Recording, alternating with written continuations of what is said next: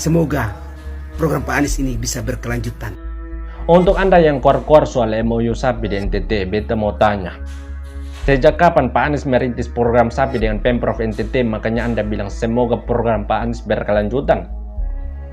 Anda kalau mau baku tipu saja dengan Pak Anies, bos. Entah itu mau baku tipu soal MOU atau baku tipu soal panjang jalan yang dibangun oleh Pak SBY, silakan, tapi jangan dengan masyarakat NTT karena kami bukan orang bodoh. Pak Jokowi sudah capek-capek dari Jakarta ke Kota Kupang, kemudian lanjut ke Desa Ponain. Kok Anda klaim seolah-olah itu program hasil dari Pak Anies? Mimpi itu jangan disiang bolong, bos. Pak Anies itu hanya melanjutkan program yang dirintis oleh Pak Jokowi bersama dengan Pak Frans Leburaya pada April 2014. Awalnya MOU tersebut mau diadakan di kantor Gubernur NTT, cuma Pak Jokowi minta untuk diadakan langsung di lokasi ternak. Makanya kesepakatan MOU tersebut beralih ke Desa Ponain, Kecamatan Amarasi. Dan supaya Anda tahu, Desa Ponain itu beta tidur bangun di situ karena beta punya kakak tinggal di situ. Jadi stop baca cerita omong kosong. Anehnya lagi Anda bandingkan dengan Pak Ganjar. Supaya Anda tahu, Jawa Tengah itu punya MOU bersama dengan NTT terkait ikan. MOU tersebut dirintis pada Desember 2014 yang ditandatangani oleh Pak Frans Leburaya, Pak Ahok dengan Pak Ganjar yang disaksikan langsung oleh Pak Jokowi. Bukan cuman itu, tapi Pak Ganjar juga punya jasa untuk masyarakat NTT termasuk masyarakat di Kabupaten Alor. Ketika 2021 yang lalu NTT dihantam badai Seroja, itu Anda mungkin tidak ada di NTT, tapi kami yang ada di NTT merasakan langsung dan betapa ngerinya bencana itu.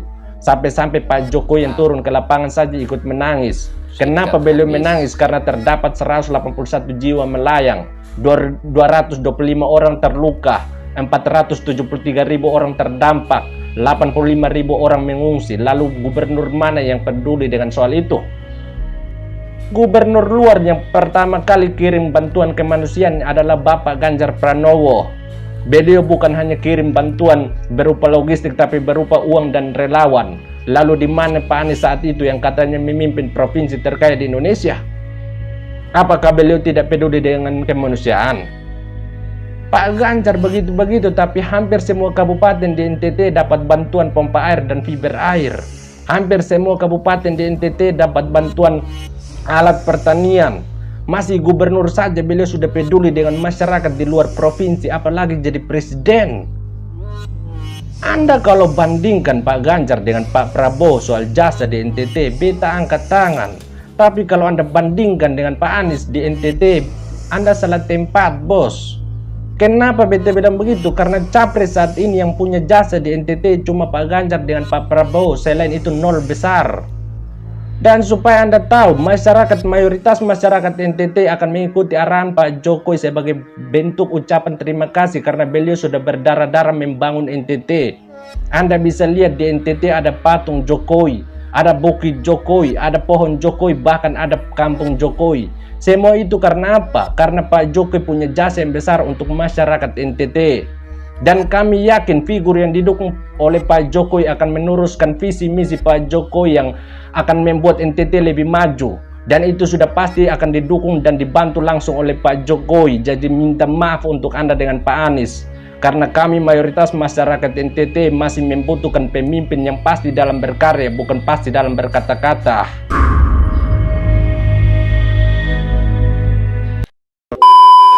Oke guys, hai, assalamualaikum warahmatullahi wabarakatuh. Nah, jadi ini barulah pemuda NTT yang sesungguhnya ya guys. Jadi yang satu tadi itu saya pun tidak tahu ya, tiba-tiba muncul aja, tiba-tiba muncul untuk mendukung Anies ya guys. Dan katanya Anies ada jasa di NTT lah ya guys. Tapi kok saya pun jadi bingung ya, sejak kapan Anies punya jasa di NTT ya. Nah itulah tadi brother kita menyanggah ataupun ya bisa memberikan penjelasan yang tepat untuk Anies yang dikatakan membantu ataupun berjasa kepada NTT ya guys. Dan ternyata waktu di NTT ada musibah juga yang membantu yaitu Ganjar dan Prabowo ya. Dan kalau Anies nggak ada ya guys. Nah jadi saya pun waktu orang tadi itu muncul, yang pertama tadi itu muncul, entah pendukung Anies tadi orang NTT atau mana lah ya guys. Tapi seolah-olah sok tahu aja mungkin dengan membodoh-bodohi rakyat NTT supaya mendukung Anies. Jadi, tapi saya percaya dengan masyarakat NTT pasti lebih pintar ataupun lebih bijak untuk memilih calon presiden yang akan datang ya guys, ataupun menjadi presiden yang akan datang untuk menggantikan Presiden Jokowi guys. Jadi masyarakat NTT sudah tidak bodoh lagi ya guys. Maksudnya masyarakat NTT itu cerdas-cerdas, tidak bisa dibodoh-bodohkan ya guys. Nah, jadi gimana menurut Anda? Coba kalian komen di bawah. Muda NTT ini barulah mantap, hajar terus. Dan oke guys, sekian, terima kasih. Assalamualaikum warahmatullahi wabarakatuh. Bye.